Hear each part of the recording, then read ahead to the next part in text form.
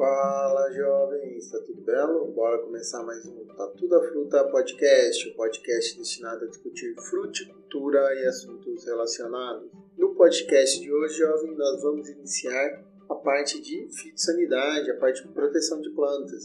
Nada mais justo e nada mais importante que começarmos por manejo integrado. A gente vai discutir um pouquinho da técnica e nos episódios que virão nós vamos falar sobre o manejo de pragas, doenças e plantas daninhas, beleza? Bom, o que é manejo integrado, jovem? Vou ler uma definição simplesinha aqui para nós, mas que ela é muito poderosa.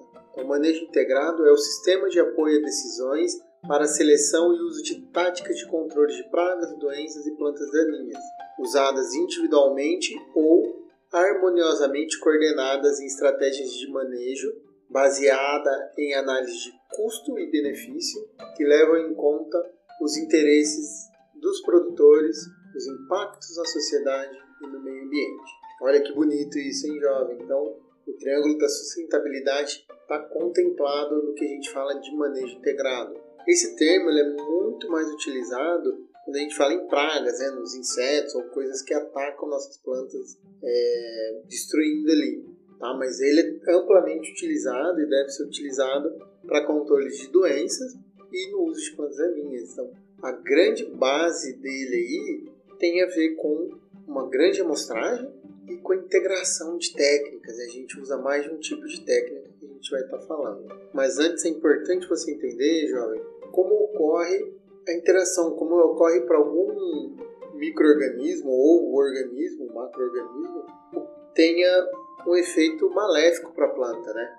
Não é sempre que uma praga vai ser maléfica, nem sempre um fungo vai conseguir ser. Às vezes ele está lá. E aqui a gente entra, quando a gente estuda fitopatologia, que é o estudo de doenças de planta, o pessoal já é carimbado nisso aí, que é o triângulo da interação ali, né? Tem vários outros nomes. Mas o que esse triângulo fala? Que eu preciso ter, no mínimo, 3 coisas. Hoje a gente já vem falando de 4. Mas eu preciso ter a praga ou a doença, ou a planta daninha. Eu preciso ter o ambiente favorável para que ela exerça esse papel de virulência, né, que é quando ela vai causar um malefício. E eu preciso ter o hospedeiro.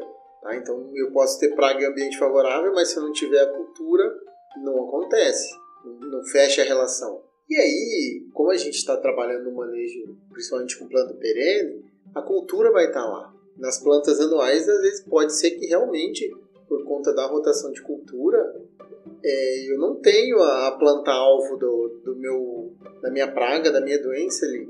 Mas quando a gente trabalha com frutíferas, que a grande maioria são perenes, a nossa cultura vai estar lá sempre. Então, o que a gente tem de olhar ali em relação ao tempo ou em relação à fenologia da planta? Se naquele momento a nossa planta perene, a nossa planta frutífera está suscetível a receber essa praga e ela se tornar algo prejudicial. Então, a gente já hoje fala num tetraedro, né? Por conta de ser plantas perenes. Se fosse planta anual, o triângulo funcionava perfeito. Então, eu preciso de que 4 condições atendam. Eu tenho a praga ou a doença, as condições ambientais estejam favoráveis para ela conseguir atacar, eu tenho a cultura, lógico, e essa cultura esteja receptiva, porque para algumas pragas ela tem um momento certo de entrar, por exemplo, abertura de flor ou folha jovem, esse tipo de estágio fenológico. Se eu não tiver isso, sem problemas, ok? Ou se ela entrar em outra época, não vai causar um dano econômico, beleza? E isso é muito importante a gente entender, essa questão do nível de dano econômico. No ambiente equilibrado, eu vou ter a praga, mas eu vou ter o inimigo natural também. O que é o pulo do gato? Eu descobri até que ponto eu posso permitir que a praga esteja em interação que ela não vai me causar prejuízo, que eu não vou ter uma safra frustrada.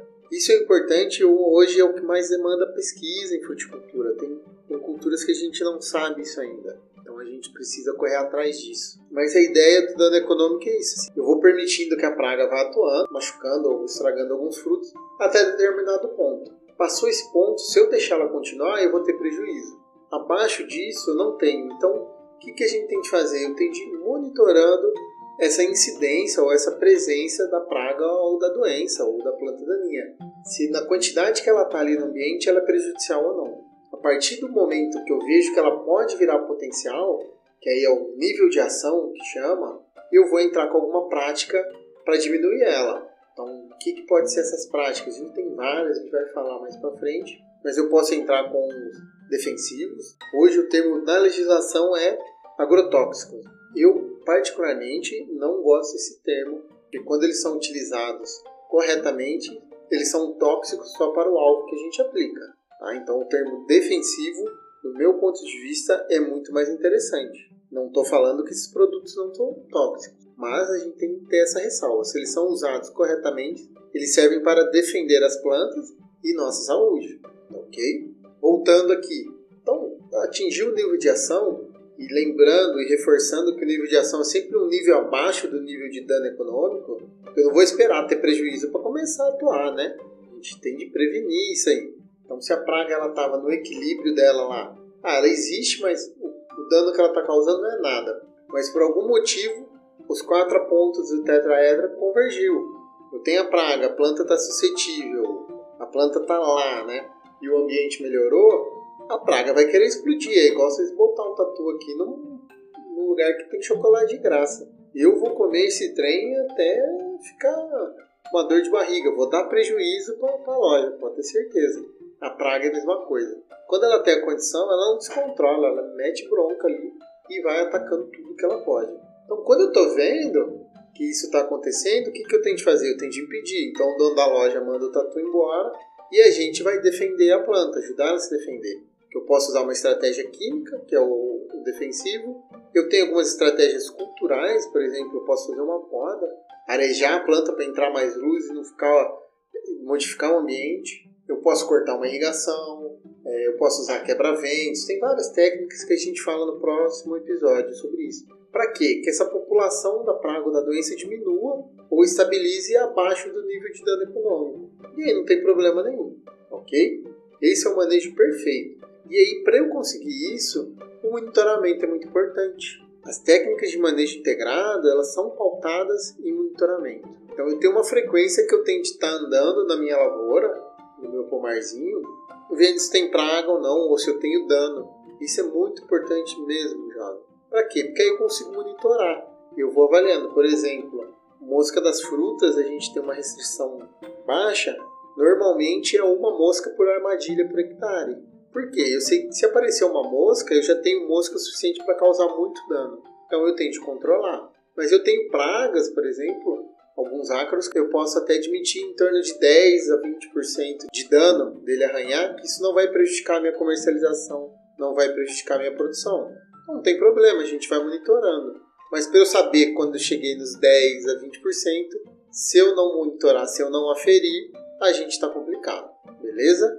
Então o manejo integrado é pautado nesse tipo de coisa. Ele é muito importante a gente pensar nisso. Para algumas culturas a gente tem isso muito bem definido, para outras a gente carece de pesquisa e ajuda para fazer isso aí. Outro ponto que eu tenho de entender, e aí no monitoramento ajuda demais a gente, é entender as relações entre os organismos que estão ali no nosso ambiente, porque às vezes eu tenho plantas e organismos que podem ser hospedeiros, né? Então eu sempre tenho uma grande relação entre plantas daninhas, outros insetos, nematóides, outros vertebrados, né? Então algum animal doméstico pode estar ajudando a trazer praga ou mantendo essa praga. Nós mesmos podemos ser, e na grande maioria somos, tá, jovens, disseminadores de praga e doença.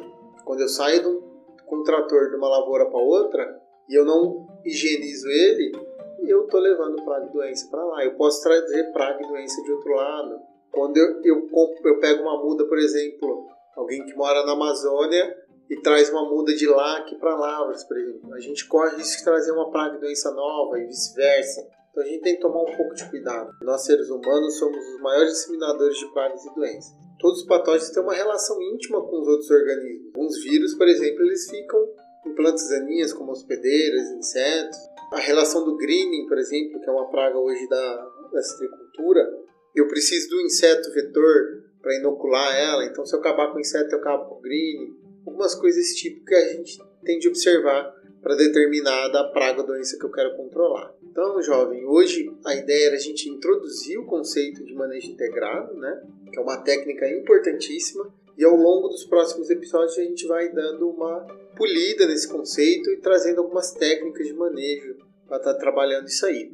Tá? Mas é importantíssimo que você lembrar que o manejo integrado é uma técnica que ela depende de amostragem, então é uma técnica que usa muito estatística, não que para o produtor vai precisar fazer conta, mas para algumas culturas a gente já tem tudo estabelecido. E depende da integração de outras técnicas, então não vou usar só defensivo, tem várias outras formas de trabalhar e eu vou manter, sempre que buscando deixar a população da praga no nível de equilíbrio, que é um nível onde ela não causa dano, não causa prejuízo nenhum. Show de bola? Jovem, por hoje é isso aí. E o Tatu queria agradecer o feedback que você deu a respeito dos últimos 2 episódios, que foi a entrevista com o Dr. Afonso Peixe, o papai, sobre conservação de solo. A ideia é nós mantermos uma frequência de entrevistas sobre alguns temas que já passaram pelo podcast, alguns que ainda virão. Então, logo a gente traz um de manejo integrado também, para a gente estar falando. E, inclusive, se tiverem sugestões de pessoas, o Tatu está aceitando. Então, várias pessoas já deram sugestões de possíveis entrevistados, então está anotadinho, a gente vai organizar. E à medida que o Tatu for tendo tempo para estar editando, hoje ainda a gente faz tudo sozinho, mas a gente vai saindo. Então, se possível, sempre dar os feedbacks, compartilhar os episódios com o Tatu, né? Seguir a gente nas redes sociais mais diversas aí. Isso ajuda a saber se o conteúdo está sendo pertinente e se eu devo continuar ou não, ou se eu devo modificar alguma coisa. Parar não está na ideia, mas só que a gente pode melhorar e atender mais a demanda de vocês. Beleza? Então, no mais isso aí, um abraço, até semana que vem.